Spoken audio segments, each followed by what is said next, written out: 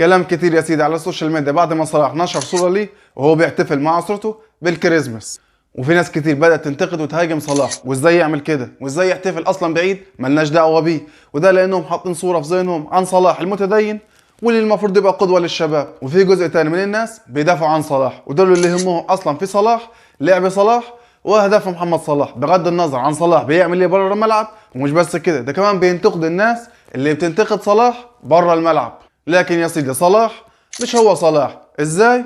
انا اقول لك ازاي. شوف يا سيدي، صلاح اللي انت تعرفه واللي انا اعرفه واللي هو شبهنا واللي دايما كان ماسك المصحف واللي دايما مع كل هدف كان بيجيبه كان بيسجد لله ولا بيسمع اغاني ولا غيره، وكان بيهتم بقضايا المسلمين وبيفرح لفرحنا وبيزعل لزعلنا. ده خلاص ما فيش منه حاليا.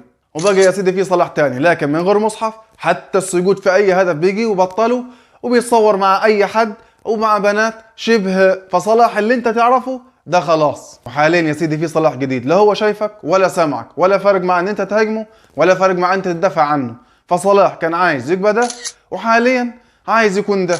فسيبك يا سيدي من صلاح واهدافه رجلين صلاح وركز في رجلين الفراخ اللي طلع عليها فوايد. سلام.